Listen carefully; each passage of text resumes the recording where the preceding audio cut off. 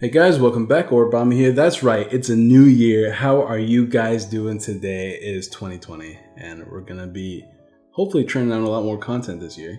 But hey, we're playing some new decks, something that I find really exciting. So if you guys don't know, in Japan they released a Zacian and Zamazenta box that has like 2 promo Zacians and Zamazentas. But that's not what's important. What's important is they got a brand new Galarian Meowth in there, which made playing Galarian Perserker a lot better. So this is actually going to be my updated version of Zacian ADP. It's less of a Zacian ADP than it is like a Zacian deck now with like different GX attackers. You know what I'm saying? So before we get into the video, you know the drill. Drop a like, subscribe, share, all that good jazz. Join the Discord. Check out our lovely sponsors at Guardian Gaming and answer the comment question of the day for a chance to win a what's it called? A chance to win a booster box of Sword and Shield, as well as some codes whenever the set comes out. So to the left, you got me playing. I lead ADP, of course, whenever I was talking about how this is less of an ADP deck now. And to the right, we got John, my buddy, who always with the Persona mat that you guys love, who's playing the updated Pikarom. So my original plan for this matchup was to play the Pikarom and the Lucario Metal Zacian deck that did well in that was the finals. Like these decks were in the finals of the Masters Japan tournament that had like 1,600 players, and I was like, we can just redo that matchup. So I decided not to change any of the list.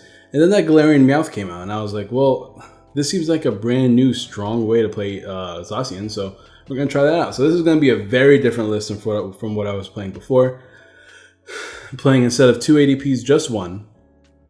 2 Lucario Memetals, and a 2/2 line of Galarian Meowth with Galarian Perserker. So if you guys don't know, Galarian Perserker lets your metal type Pokemon do 20 more damage to the active. So it's just a nice way to increase your damage output, which is good because sometimes you need to hit those bigger numbers with Zacian.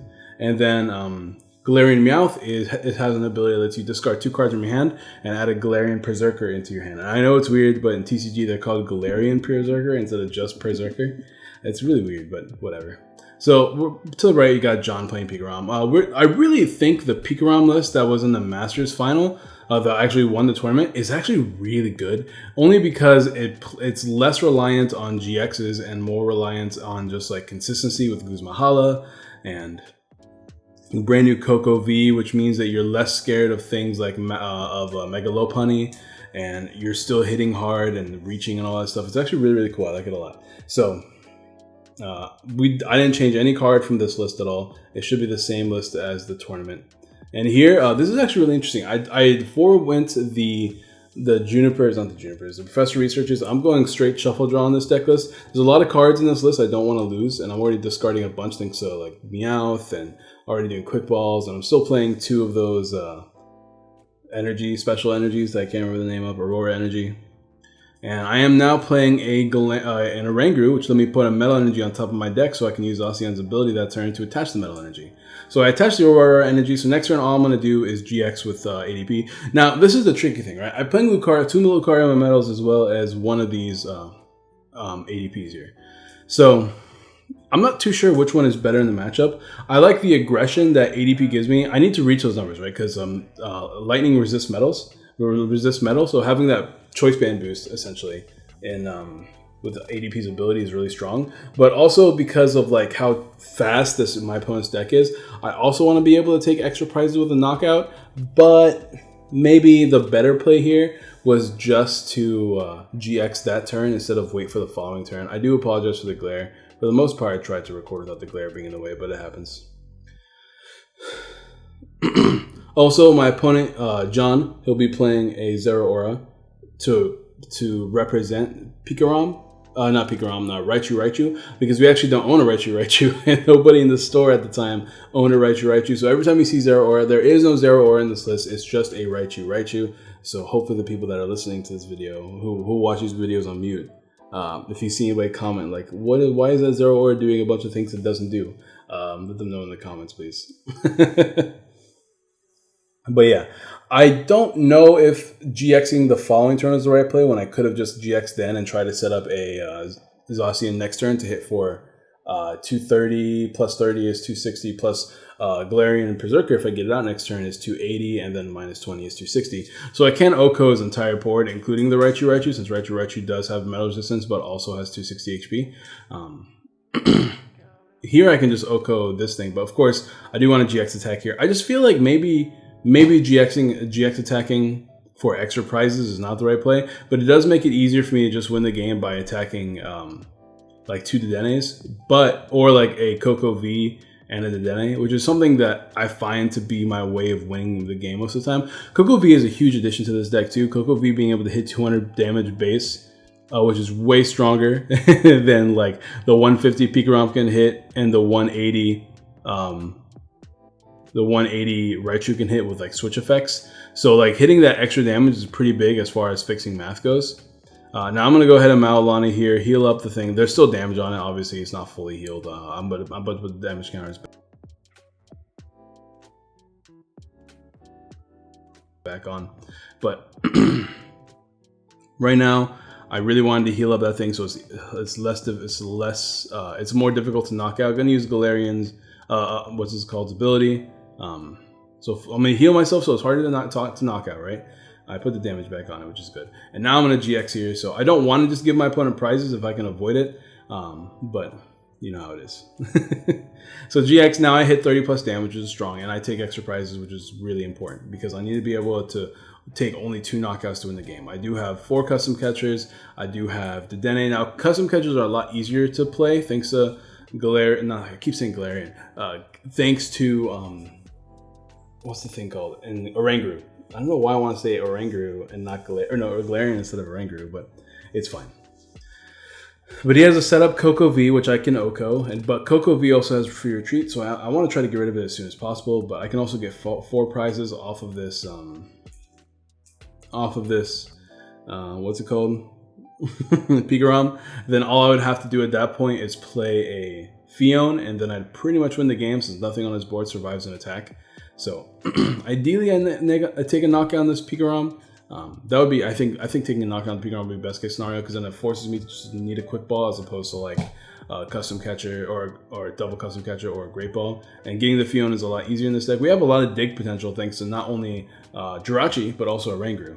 So I think it's pretty cool. I like the Jirachis a lot in this deck. I know a lot of lists in Japan are not playing Jirachis at all in their list. I figured since this deck is already playing 4 switches, so that you can attack with Zacian as much as possible.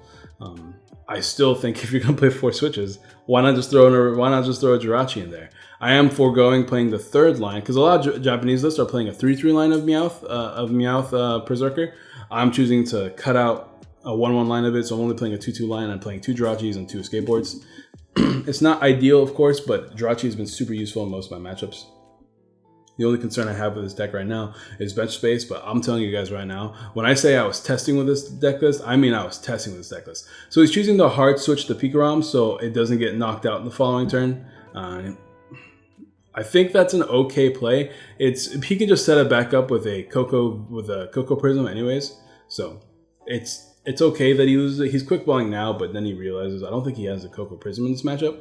So not having the Coco Prism does make it a tad bit more awkward because setting up is going to be resetting up that Pikarom is going to be like impossible in 1 turn without Coco Prism. So he's really relying on getting the Coco Prism off of the prizes here with a Coco V knockout, because otherwise this has been a really awkward play for him. But he hits 260 thanks to double E power.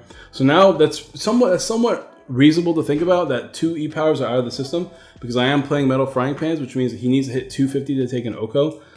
But he hasn't used a GX attack yet, so he still has access to a GX attack, so I'm going to go ahead and attach that. Knew it was back there because I did use the Oranguru. And there is the Fion I was talking about, so having that Fion around is good. Going to go ahead and get rid of that Stadium with Calyxwell. There's the Frying Pan, so he has hit 250, which is a lot more difficult for Pikarom to do, especially since he already lost 2 of his E-Powers. So gonna attack call. I guess I'm just thinning here. I could just play a supporter. Like I could just play Cynthia Caitlyn. I think maybe playing a Cynthia Caitlyn is not bad. Gonna grab a Guzmahala because it's a dead card now for the rest of this game. I already set up my. I mean, it's not really dead. It can always grab me maybe another Frying Pan or a skateboard, but seems unnecessary. I just like the Cynthia Caitlyn here, which I will discard both of them so I can grab Perserker, which is a pretty nice combination you can do with this deck. You have a lot of dead cards once you choose, especially your GX Pokemon, right? For the most part, you don't want your GXs on the board, except for maybe if you're trying to bulk out with a card of my metal. But once you GX attacked, you can just get rid of the other 2 GX Mons you have on your board. Tag team, I should say, not GX Mons. You can get rid of the rest of your tag teams that you have left in the deck and then use them as discard fodder. So tag call becomes super useful for that reason. There we go. That's from me using Orangru's ability. And I'm just debating if there's anything else I want to do. Because I would love to set up another Zacian here. I don't like having only one Zacian that can be knocked out next turn set up. But like I said, because he doesn't have, unless he got it off the prizes here, because he didn't have the Cocoa Prism, which it looks like he got it now. But he's kind of like a turn too late. Not necessarily, actually. Because I was like, oh, maybe he didn't get the Cocoa Prism, I guess I'm okay. But there's not really much else I could have done there. Maybe I could have played a supporter. I don't remember playing one that turn. But I chose to get rid of the Cynthia Caitlyn, meaning I probably had much better cards in my hand anyways. But here, I'm already hitting, like I said, the 230 plus 30 plus 20. So I'm hitting 280 right now with resistance. That means I'm hitting 260 against pretty much his entire board, which is enough to take Okos on everything, except for maybe if he gets a Giant Charm. Now, Giant Charm gives him plus 30 HP, and he does play a 1 of Giant Charm for this matchup in the original deck list, and I liked it. So if he gets a Giant Charm down, it does actually complicate my game plan a little bit. He's really deciding where he wants to attach here. He could technically knock out a Jirachi if he wanted to, Zapdos. I remember we were talking about this. Like if he wanted to, he could take a knockout Jirachi. Excuse me. With his Zapdos just to accelerate. But if he does that, then he still needs 2 more turns to set up a Pikarom because he already lost his Thunder Mound. He already lost his Cocoa Prism. So I think here he's just going to attach to a Pikarom. Also, I did not take my other prize. No, never mind. I knocked out a Cocoa V. My game plan is just to knock out Dedenne. If he leaves his Pikarom active to bulk a hit, then to tank a hit, I should say, then I can Fion for game. If he leaves something else active, I might as well just take the prizes. Like a reset stamp is less scary at this point in the game, especially since I have both Jirachi and Oranguru on the board. So he's not attached to the Pikarom. He decided to say that he'd rather be threatening a knockout next turn than taking a knockout that really doesn't matter here. Although taking a knockout would get him 1 step closer to winning the game, but it would still put him like a lot behind. He'd rather start knocking out the bigger threat on the board. And he can do that because he still has access to his GX attack. He only needs 2 E-Powers, which he has 2 E-Powers left in the deck, and he grabbed one off of Jirachi earlier. So he can take the knockout on on the Zacian next turn. And he didn't get Giant Charm down though, so that Zacian is pretty risky. A Great Catcher could really put the game in my favor. So I am going to go ahead, and I don't want to knock out this Jirachi. I want to knock out literally anything else. Zapdos may be less useful as knocking out Jirachi, but whatever, I'll take the knockout. I still need a switch here though, because I can't attack this turn, because I can't attack the turn I use an attack thanks to the Zacian's attack ability, attack cost, whatever you want to call it. So I just still need a switch here for sure. There's a second Zacian though, so I can start setting that thing up in case he does knock me out next turn. I'm debating if I want to bench it though, because I need to count my metal energies left in the deck. I need to count my metal patches to see how quickly it'd be to set up. It doesn't have a frying pan on it, so it's a little bit more risky. I'm not really sure what I'm doing here. I'm attaching the Dedenne, so I have that retreat cost, and I'm going to discard the Zacian. I see. I have too many cards that are useful in my hand for me to really rely on playing down that Zacian, because I want the metal patch onto it. We're going to just custom catcher to draw more cards here. And I can always use Oranguru too. I can't use Jirachi because then I won't be able to retreat, and I want to take a knockout this turn just so I can have a chance to win the game, because I take 2 prizes off this knockout. So I was hoping to maybe find a Great Catcher or something along the lines of that, but I did not find anything like that. My hand is looking not bad. We're going to go ahead and use Oranguru here. See what we get. Another metal patch. Less useful than I would like. I was really hoping to get another Zacian, not going to lie. I do play 3 in this list, so the possibility was there.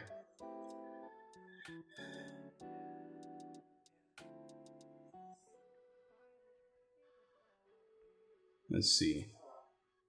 I'm going to go ahead and retreat, and I guess just take a knockout. I have another switch in hand. I'm getting 2 more prizes. Just kind of relying on getting some decent prizes here, but I do have a pivot in Jirachi right now, so I can still set up a Zacian in 1 turn. I should have enough metal patches to do it, even if he does take a knockout here. If he does take a knockout with Pikarom without a Giant Charm, I just win the game as long as I can find all my pieces, right? So, and once again, I can still use Fion. I win the game no matter what if I can set up another Zacian next turn. I still have access to Fion because I'll put Fion back in the deck. Jirachi is a pivot, so there's that benefit as well. He's using Faulkner here, trying to figure out how he wants to close out this game. Because he can't close out this game. He can't knock out anything for game right now. But if he, for like whatever reason, was able to pull off a GX attack right now with Pikarom with the boosted damp energies, which he shouldn't be able to do. I don't think there's a universe where he could do that. I'm just shuffling my prizes for some reason. Maybe getting ready for next game. I don't know. Shuffling in my discard pile, I meant. But he's going to go ahead and grab the Giant Charm, which is a smart play because that means I can't revenge him next turn. I wasn't able to get down another Meowth that turn. As you can see, it was prized. We just got it off the prizes. Metal, I'm just showing him that I have Metal Frying Pan, so he has to hit 250 to take a knockout. So he needs at least 2 E-Powers if he wants to GX me for knockout.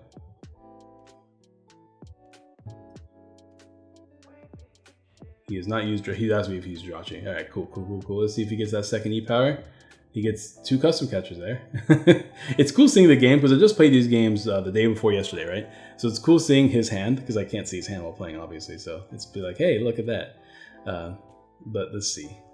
Does he have the 2 E-Powers in hand? I know he had one earlier, but I don't know if he has a second one. He's just going to go ahead and attack. He's not taking a knockout here, which is great for me. So now I literally just need to find Fion, which I have. I'm going to go ahead. And I have the switch in hand too. So all I got to do is play the Fion and switch. Use the Fion's ability, switch into Jirachi, retreat with the Jirachi's retreat cost, and that is game 1. So Zacian really being able to pull it off, being able to take those extra prizes off of the Coco V. Obviously, no, it didn't matter, right? Because then I would have to take 3 knockouts instead of 2. So I guess taking that, yes, it does. So taking the extra knockout with the Coco V seemed to be pretty important. So I don't know, I'm still in the air. Because obviously you can see that like with him only being able to play 4 E-Powers a game, if I were to use Lucario's Memetal's GX attack, right? Why am I going? Oh yeah, I forgot. I did the weird order in this match. Okay, don't worry about it, guys. I think I put the matches in the wrong order, but it's fine. Okay, so Lucario Memetal lead, getting Zacian, not really being able to do much else though. My hand's pretty dead. And yeah, as you can see, I have a really dead hand. I'm just going to go ahead and attach an energy and pass. Next turn, I can GX attack. I can disrupt any energies if I want to as well. I can also just not GX attack and hit him with the 50 damage. I have a few options here. GX attacking feels only useful if I can also get rid of a few of his energies at the same time. A lot of his Pokemon can get stuck. He does play 4 switches though, so it's not like they get stuck forever, right? This deck chooses to forego the Zeraora and chooses to play high switch crowds, a few escape boards as well. English is difficult. I'm only like 20 minutes into, I'm less than 20 minutes into this video and I'm already like getting exhausted. Whew, I had a long day of work, guys.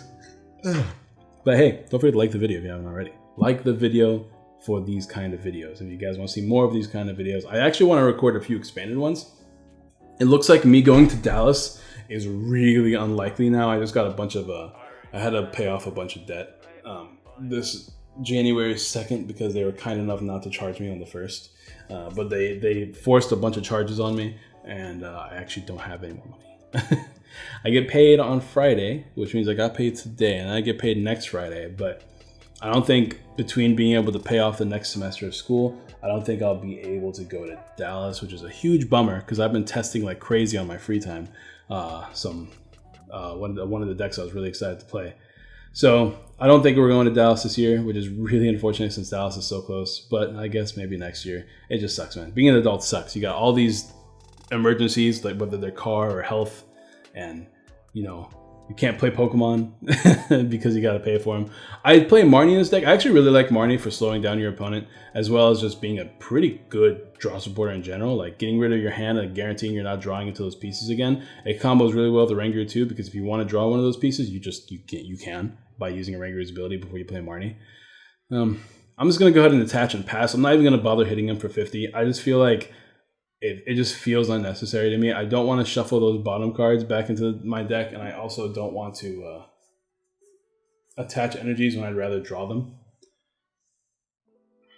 I don't play any tag. If I had tag switch, it would be a different story, but because I don't have tag switch, I'm less interested in attaching energies. Not to mention, Tax, which feels like a pretty bad card to play in this deck. There's the Guzmahalas. He's choosing to play them. Guzmahala's good here. It gets him Thunder Mountain. It gets him his unit energy, which is no real reason to play the unit energy other than just to have an energy you can grab with Guzmahala. And you can also grab him Giant Charm or a Skateboard. In this case, or I guess Big Charm. I don't really know what they call it, but I'm pretty sure it's Big Charm. Big Charm means that he's pretty much not going to get O-Code ever. And that's really important in this matchup because you don't want to be O-Code. You want to be the one O-Coding. So he's in a really safe position with the Big Charm, as well as being able to just attack this turn, just accelerate energies onto the board. Not really sure where he's putting that Big Charm. Is he putting it on the Raichu, which is that Zero Aura? Keep that in mind, guys.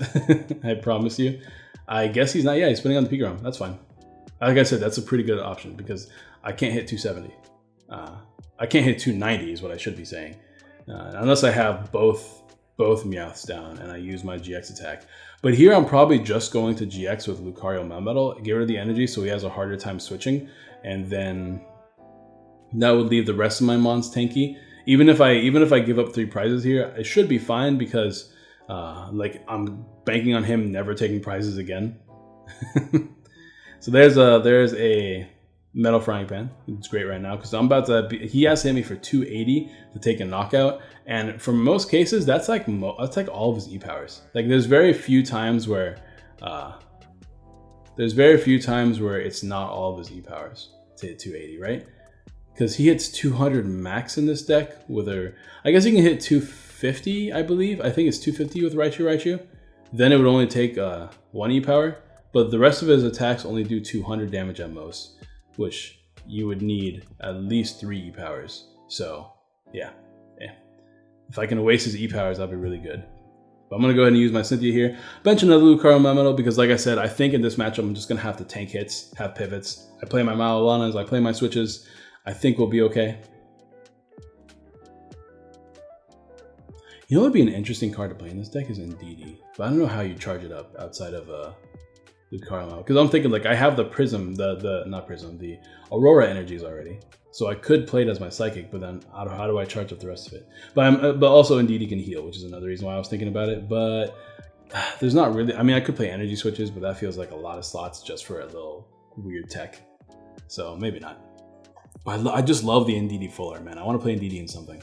But I also want to play in something that I play IRL, this is probably going to be the deck I play IRL. I've just been a big fan of it. Now, because I'm banking on 2-hit KOing this matchup, I'm deciding not to bench any of my Meowths in this game. I'm just going to stick to benching all my Tank Boys and Consistency Boys and Zacians. So that's going to be the game plan here.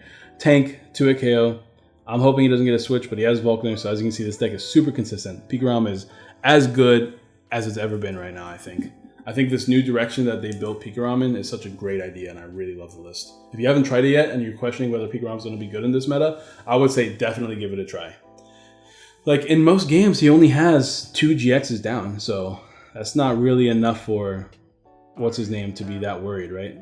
And if you have Giant Charm, and by what's-his-name, I mean Lopuff, and if you have Giant Charm, then you don't even care if you play down 3 GXs, because it shouldn't be able to knock out any of your big boys, and then you can revenge it.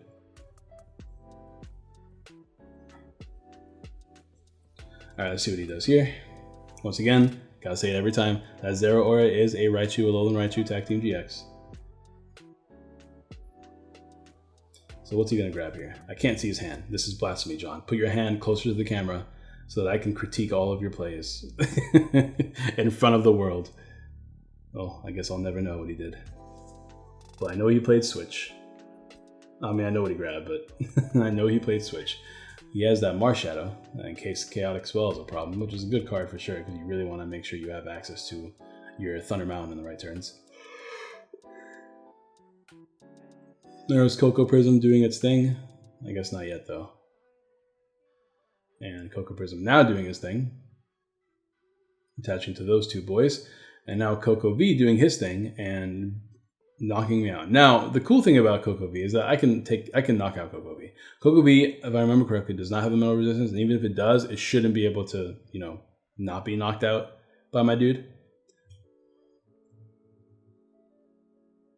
So we're gonna go ahead and Cynthia here. So I remember this play. So the reason why I did a Rangu first was because I had the Dene in hand. I wanted to keep the custom catcher that was in my hand as well. So I put the custom catcher back to look at my top deck and then be like, okay, depending on this top deck, I'll Dene or I'll Cynthia. And I had the escape board, and I was like, I'm good now, because I just wanted a way to retreat for the most part. Because now I can use Jirachi as well. I didn't want to lose to Cynthia because I don't play that many shuffle draw supporters, so losing them feels pretty risky a lot.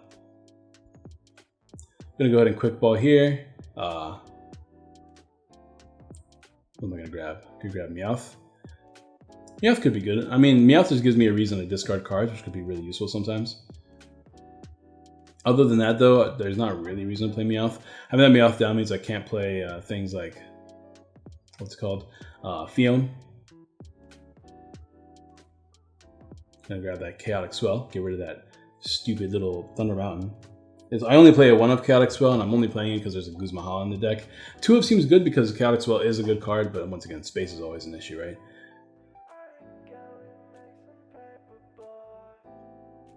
Gonna go ahead and, yep, just take a knockout there. 2 prizes, unfortunately no ADP this game, but he does have to hit 280 to take a knockout, and you're gonna see him dancing around hitting that number throughout the game. Because if he hits less, if he doesn't hit me for enough, right? He needs to hit me for at least above 120, because if he doesn't hit me for anything above 120, then obviously I can heal it up with Malilana.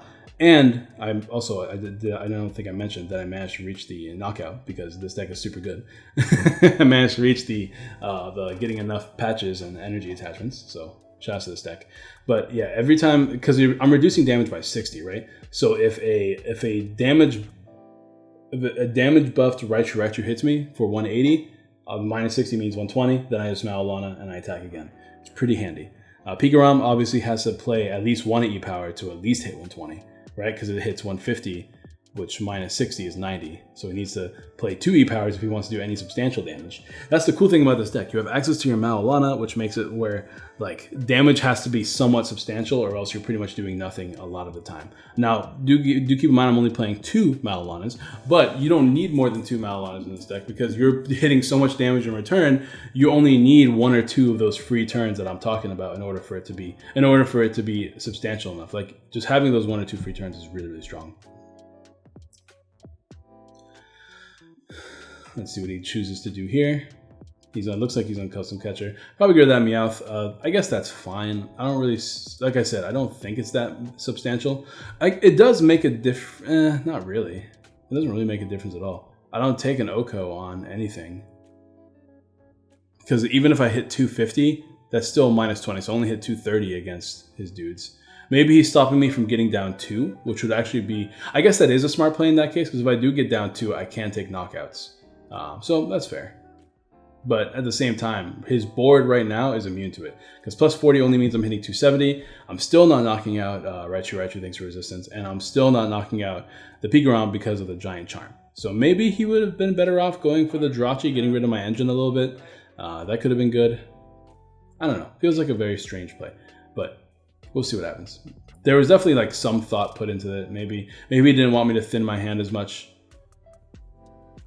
You're gonna see me get rid of the Chaotic Swell a lot in this game. Usually I put my stadiums on the other side of the board, so I'm less likely to discard it. Because I do discard cards that are in that area a lot because that is my play card area, so I discard them. So you see me discard Chaotic Swell a lot for no reason, and I just put it back. So don't worry about that. But because the other side of the board has glare, I can't put my stadiums over there. So I'm just trying to deal with that awkwardness. There's a frying pan. I can attach it to my other Zacian. Zacian. I like Zacian. The more I say Zacian, the more I like it.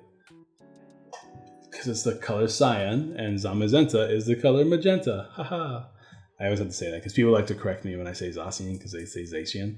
And I'm like, well, sorry guys, I say Zacian, because I feel like Zacian is the right way to say it. Someone's bouncing around. I don't know what's bouncing around right now, but I'm not a fan of it. Oh well, it's fine. So I hit this man for 2 KO damage. That's the game plan. He doesn't have any healing in this deck, So his goal here is just to 2-hit KO me. Now he can GX me if he gets another tag switch. I don't know if this deck plays another tag switch, but another tag switch into a manual attachment. He played that E-Power, so he could GX me for knockout, which would be very bad because then he'd win the game. So let's see if that's what he's going for. Yeah, once again, I keep telling, like I said, I keep discarding that Chaotic Swell. And then, there it is. He wins. All right, GG. Because he just has to switch and attack me with Pikarom's GX attack. He doesn't even have to worry about this thing. So he found all 3 E-Powers that he needed to take a knockout. So he's happy. He's good. So that's game 2. Obviously, I wasn't fast enough. I wasn't able to put up enough pressure to win the game. And he just managed to set up much quicker than I did. So that's what happens. Pikarom's a threat, man. Every time I lose to Pikarom, I'm just like, eh.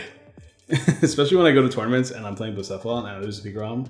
I had games where I get all four B strings miraculously. Game like turn 3 or something, right?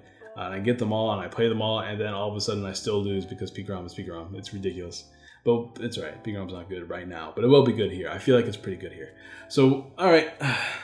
And yep, so John's going first in this matchup. Okay, cool. So this is where I got the games backwards, but I guess it works out because now it's a best of 3. That's more correct. You know what I'm saying?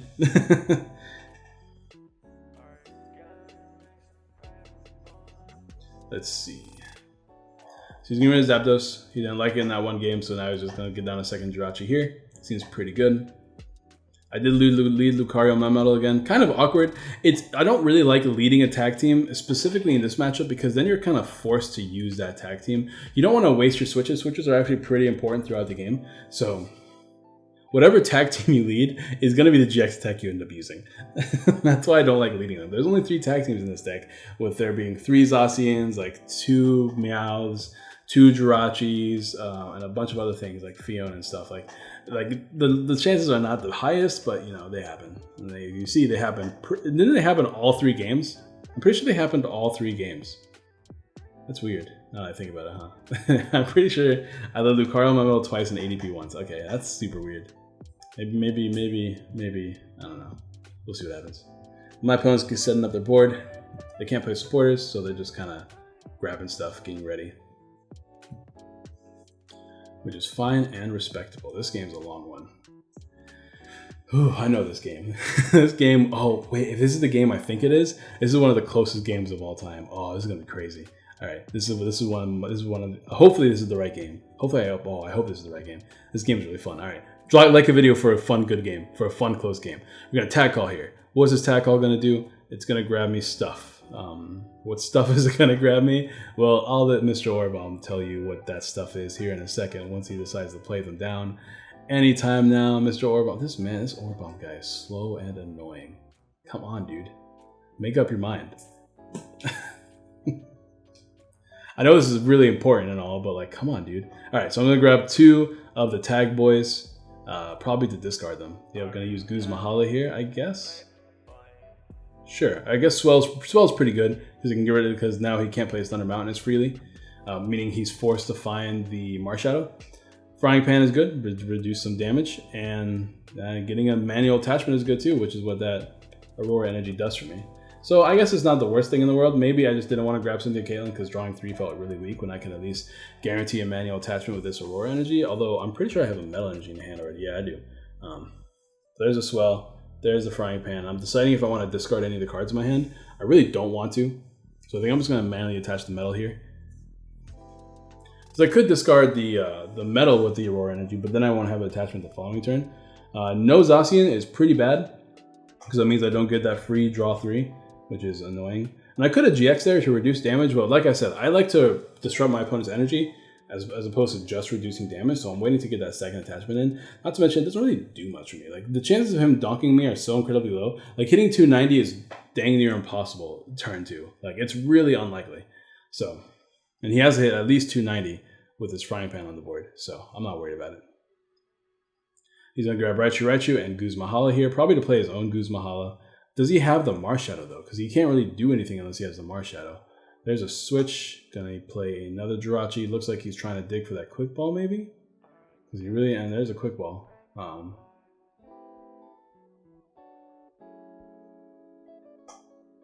Let's see if he's going to grab it. I hate that glare, man. It bothers me. I always try to be really careful about recording, but unfortunately, I can't. I don't have a cameraman, so I can't have somebody tell me every time there's glare, especially when I'm playing. Let's see what he's doing. He is debating. I think here's where I told him about the yeah, there it is. Because I remember I was like, don't forget, dude, you play a Marshall in this deck, so you can always disrupt to get rid of my Chaotic Swell. He's deciding what to discard. He can't discard switches. He's already played 2 of them, right? Or 1 of them. He's getting rid of the Juniper, probably, or not Juniper, I keep saying Juniper. Getting rid of the research because he knows he's going to play Guzmahala here. He's going to get rid of my Chaotic Swell, which means Guzmahala time, guys. He already has a Thunder Mountain in hand, I believe. Unless, actually, he can just play it without discarding because he doesn't have the Thunder Mountain yet. He already has the Special Energy in hand. I guess if he really wants to get the skateboard, that's not bad, which I guess is what he's doing. Getting rid of a custom catcher is a pretty big deal though, because that means whenever I'm trying to bob and weave his knockouts, 1 less custom catcher means more likely for me to, get knocked out less. He can only custom catcher once in this game. I'm not really sure about his great catcher count. I don't think he even plays great catcher in this deck list. Once again, this is not our deck list. This is going to be the Japanese deck list, but I'm actually really happy with the Japanese deck list, as I mentioned before. Gonna switch here. He still needs an attachment because he can't attack yet. He's still 1 energy short, right? Oh, he did that last turn. That's right. Never mind. Yeah. Okay, cool. So we got the Dene down. And he's managed to hit me for 120. 120 means Maolana can heal, but right now I top deck that Quick Ball, which is good. Really debating on what I want to do here though, because do I want to Dene and just try to get new cards so I can actually play the game, or do I want to get Zacian so I have something that I can just start doing? I can disrupt his energies obviously here just by attaching and attacking.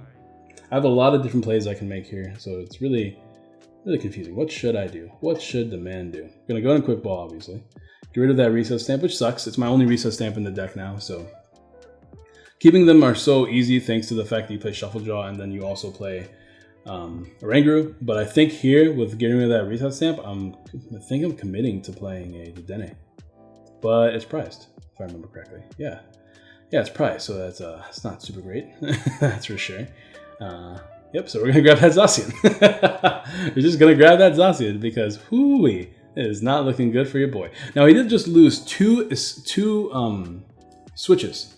He does not have Maolan in his deck. He only plays 2 switches left in his deck. So getting rid of his energies with a GX attack could stick. It's much more likely to stick. So we'll see if we can actually make it stick. Gonna go ahead and I don't know what that card was. I'm pretty sure it was Cynthia Caitlin. I have not played a state supporter this turn, so Cynthia Caitlin is definitely not bad.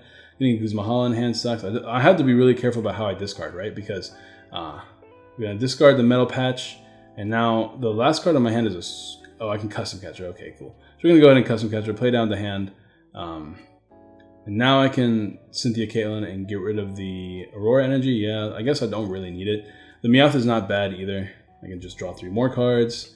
Just trying to find more useful stuff. That's definitely good. I have a Cynthia for next turn, and I have a Meowth. So if I want to next turn, I can discard the 2 cards in my hand, besides the Cynthia, of course. Whatever I top deck and the Guzmahala in my hand to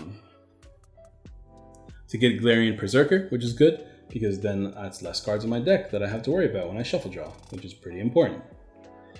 We GX, like I said, he's less likely to have switches now. Of course, he still plays Volkner, so he could get them with Volkner. But then, like, the more switches I burn, the better it is for me. There's an energy switch there, though. So he looked like he just wants to attack this turn. All he needs is a manual attachment, which is fine with me. I mean, it's not great. It's a really good way to get around the whole switch shenanigans. But he needs to hit another... How much? He's hit another 200 damage to take a knockout.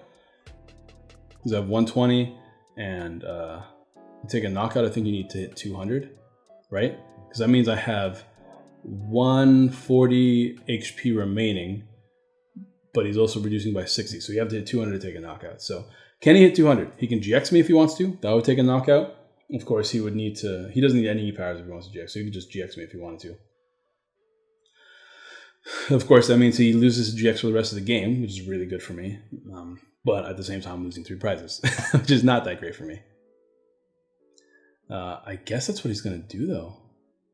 Does he have 2 E-powers? Oh, no. He decides to GX. So that means my bench is safe, which is important, because he can't Dene me anymore. which is he can't like snipe a Dedenne. So now I can. I mean, obviously my Dedenne was prized, right? But I don't have to worry about having a Dedenne on the board and him taking a bunch of prizes all in one turn because I don't play Mew in this deck anymore. I can just play my Dedenne without having to worry too much. Of course, it is 2 free prizes he can take later, but for the most part, it shouldn't be that much of a worry. Gonna go ahead and Cynthia here. I did not use Galarian Perserker. I must have drawn something. I guess I drew that Metal Energy, right? So now we're gonna see what we can do here. What do we want to do? Double tag call. Just gonna grab a bunch of stuff here.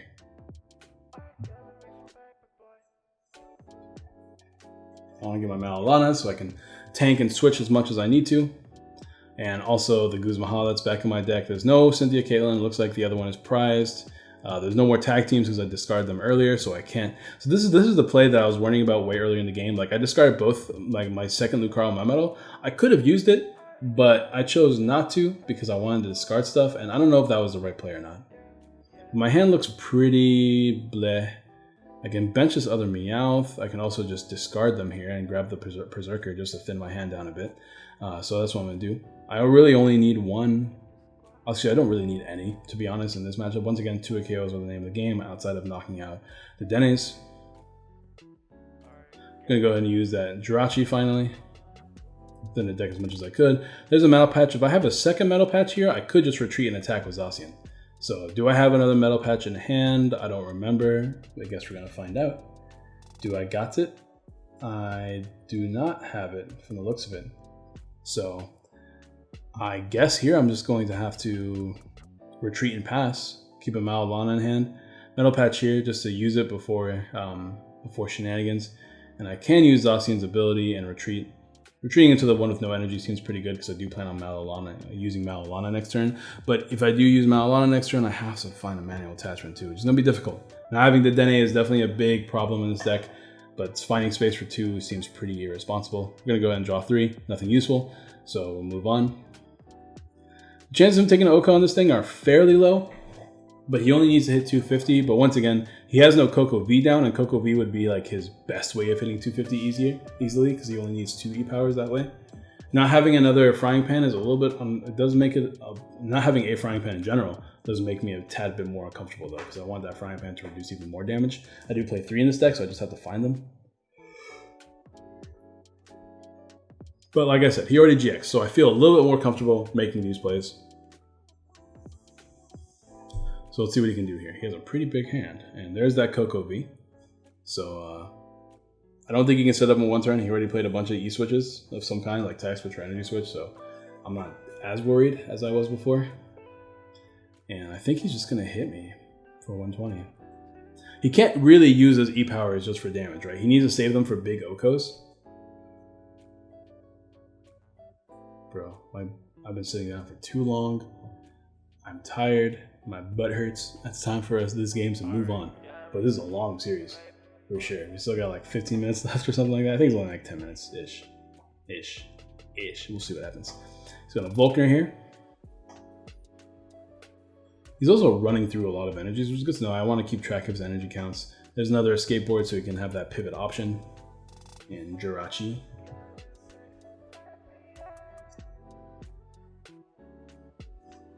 Thunder Mountain is there to stay, I think, the whole game because I already lost my Swell.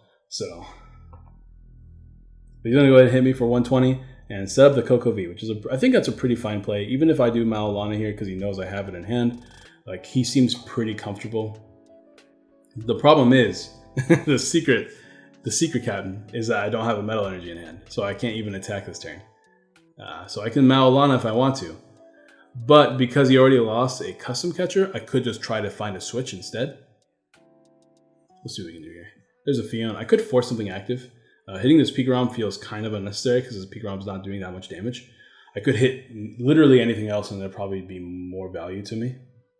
So a skateboard on that thing, so I only need 1 energy to retreat. And then we're going to go ahead and Marnie, get rid of that gigantic hand. He had too many cards in his hand for me to feel comfortable. So instead of playing Malolana, I'm just going to try to find one of my 4 switches. I haven't played any switches yet this game, I think.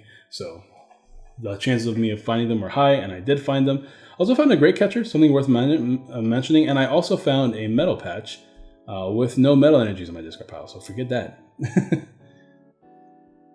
I thought I had one, so you see me like, oh wait, what happened to it?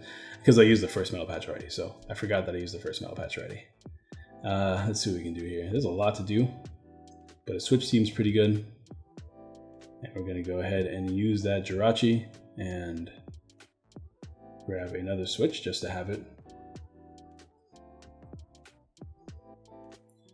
And here, see, this is the game, right? This is the awkward part. I'm like in this weird position to where I can't really do much, and I just have to draw more cards this turn. So I'm gonna have to sack something, I think. But here you're gonna see me look through his discard pile, just check like the cards, see what I have to worry about, what I don't have to worry about, things like that. You know, good player shenanigans. And I'm just gonna retreat into Perserker because I really don't need this dude anymore. I have a switch in hand if I need to. I'm gonna draw 3 cards. I drew 2 metals. I'm gonna only attach one of them, so I have the manual attachment to for my thing last turn. And once again, you can do this because your hand is private knowledge. You're not revealing the cards you draw, you're just drawing them. So I could have attached none of them if I want to, or both of them. But I think only attaching one is fine because that means one is ready to retreat if I ever needed to, and the other one, and also like 1/3 of the way to being set up, while the other one I can manually attach to the Zacian next turn. So even though his board is looking monstrous, he can't, it's gonna be quite the chore for him to take a knockout here. He needs to find his two, I mean, he's going to take a knockout this turn, but for him to take a substantial knockout, right? Like a 2-prize knockout or like my setup Zacian on the bench, he still needs to find 2 custom catchers, and then he needs to use a bunch of E-powers at the same time. So that's like a 5-6 card combo just to take a knockout. It's very unlikely. So he's going to go ahead and attack and continue filling his deck by attaching energies to wherever he wants, I guess. We're going to attach it to the Dedenne, and he's going to take a prize, and now we should be able to take a knockout this turn. Ideally, I can double custom catcher like that Coco V, because Coco V is the biggest threat to me. It can hit the most amount of damage. I do have double custom catcher in hand, so my goal is definitely knock out that Coco V this turn, which I can do, luckily, because he doesn't. I can Oko. That's like one of the few Pokemon I can Oko. This means I can save Fion here as well. And Jirachi before I do anything else, deciding if I want to, like how I want to approach this series of plays. Malolana is good. I can actually retreat and then Malolana as my supporter for a turn, which is pretty big because that means like he's really unlikely to take an Oko that way. Although my other Zacian only has an escape board, not a frying pan, it does still make it a lot more difficult for me to take a knockout here. So I'm gonna go ahead and retreat into that one, and then I'm gonna Malolana for sure because the thing is a big boy threat. Did I just discard a Pokemon? I don't think I did, right? No, I didn't. I should only have 3 Pokemon on the board. Yeah, okay, cool. I'm going to go ahead and just count his deck out, deciding on if decking him out is an option. And it looks like I have less cards in my deck, which is fine. It's okay. I decided to just hit him here. This thing is the active one. I know that he's really low on custom catchers. He did just play it for the Galarian Meowth, or was that last game? I don't remember anymore. No, he did. He did play his only 2 ways of gusting. He doesn't have any other ways of gusting this game because he discarded one earlier and he just used his other 2 custom catchers on the Meowth that was on the bench earlier. So, oh, the Perserker, I guess. So that means my Pokemon are safe on the bench the rest of the game, which is pretty important because now I can let my Pokemon tank hits and retreat and not even have to worry. He already GX'd. Like there's nothing he can do to hit my bench as far as I'm aware. Never mind. Now that was the last game. See, man, my games are getting all confused. So he's going to reach for a knockout here. Let's see if he can get it. He does need 3 still. No, he needs 2, right? Because the Coco V is on his bench. He's in a Great Ball. You're the Absol.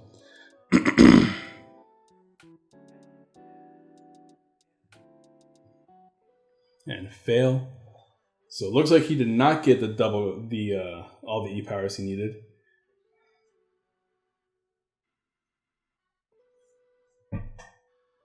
So that's very good for me. That means I get to survive, which is important. Obviously, because I lose the game if he takes a knockout. So he's just going to go ahead and hit me for 120 once again. And now back to Malolana Town.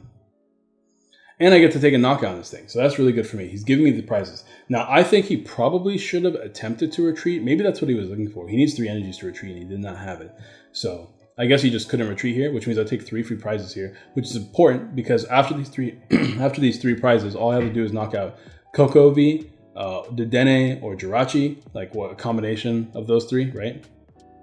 Which is important because I have Great Catcher in deck. I still have access to Fion, and I still have access to my custom catchers. So I have a lot of cards I can play here. So let's see what we can do. I'm gonna go ahead and Jirachi, just thin my hand out, get rid of some of the excess. Dude, I'm having a hard time speaking today. I need to calm down. Because I've been talking for too long. This is why I want to make these videos like 30 minutes long. But I can't fast forward them too much, because if I do, then the gameplay gets... This is already like pushing it, right? The gameplay gets kind of disrupted if I fast forward it too much. I'm just going to go ahead and take a knockout here. Like I said, he can't hit my bench. My Zacian is safe on the bench. So this puts me in a really good position. He needs to hit 280 to take a knockout. Once again, super unlikely. He needs to have... Not only does he have to have all of his E-powers, but he also has to make sure none are prized, which is a problem for him as well, because they might be prized this game. He did get one in his hand. Let's see if he can get the knockout here.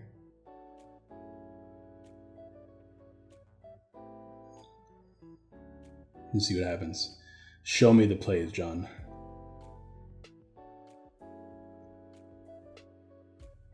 I'm like at the edge of my seat because I'm trying to remember how this game goes. So let's see.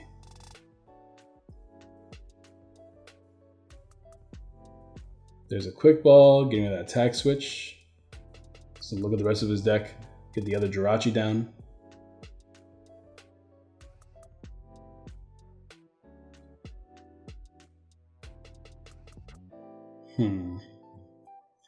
So he's really reaching for the knockout here. If he gets it, he wins the game. So he just needs to get as many cards as possible to win the game here. He can do a bunch of searches with Jirachi, try to get the rest of his E-powers. See if he gets it. There's another E-power there. So he's just one E-power short. That's two. Marnie's a good card, man. I keep playing Marnie and I keep getting rid of his hand full of E-powers. There's a manual attachment, which you can put on Jirachi just to have that pivot option. And he does not take a knockout. So he's going to hold on to those E-powers. And now it's up to me to try to knock out this Coco V. I need to. I know there's barely any cards left in my deck. Like barely anything at all. Now there's one custom catcher. I just need to use Jirachi to get the second one.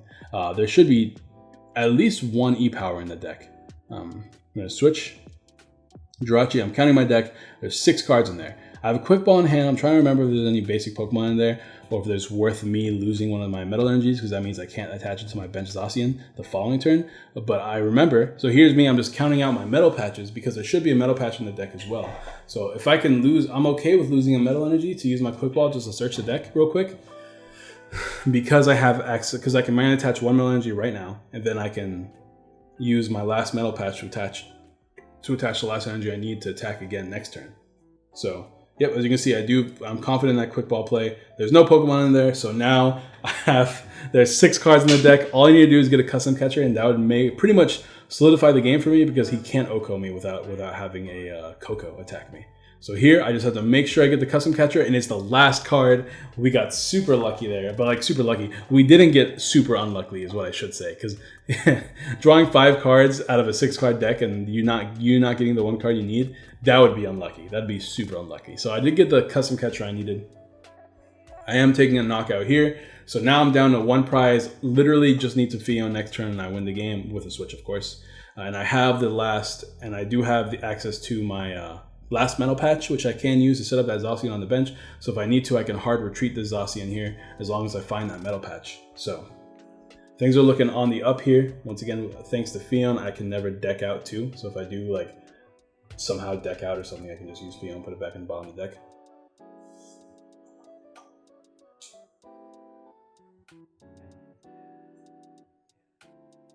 So he's using Jirachi's here. But because I knocked out his Coco, only thing he can do right now is paralyze me and hope it sticks. So he hits me for a lot of damage. It should be like 180 minus 60, so 120. And he paralyzes me. So now all I need to do is find a switch here, and I win the game. And there's Malalana, and there's Great Catcher, and I win the game with a really tight series there. Just back and forth. Us searching for pieces throughout the game. Some of us not finding the pieces some turns, and some of us finding the pieces on the right turns. And that we go. What a close excellent way to end this video. I thought that was a really fun game. We did manage to win that game thanks to a great catcher, to a Malalana, which I didn't have to discard the other cards. I could have just switched hard. And yeah, that's the end of the series. Hope you guys enjoyed the video. Don't forget to drop a like, subscribe, share, all that good jazz. Happy 2020. Comment question of the day is going to be, what do you want? What are some of your New Year's plans? You know, what are your New Year's resolutions? Let me know in the comments down below. Once again, if you do answer the comment question of the day and like the video, you do get a chance to win a Sword and Shield booster box whenever they come out, as well as a couple Sword and Shield codes. We're going to be scattering out the prizes.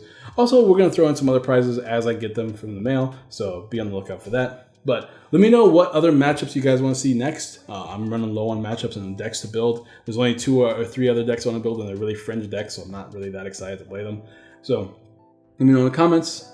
Appreciate you guys for being awesome, and I'll see you guys next time with a deck profile of not the Pikarom. Look up the Pikarom list. You'll find it anywhere. Lots of YouTubers have covered it. Look up the Pikarom list, and I will cover my updated version of Zacian. So be on the lookout for that in the next deck profile. Peace.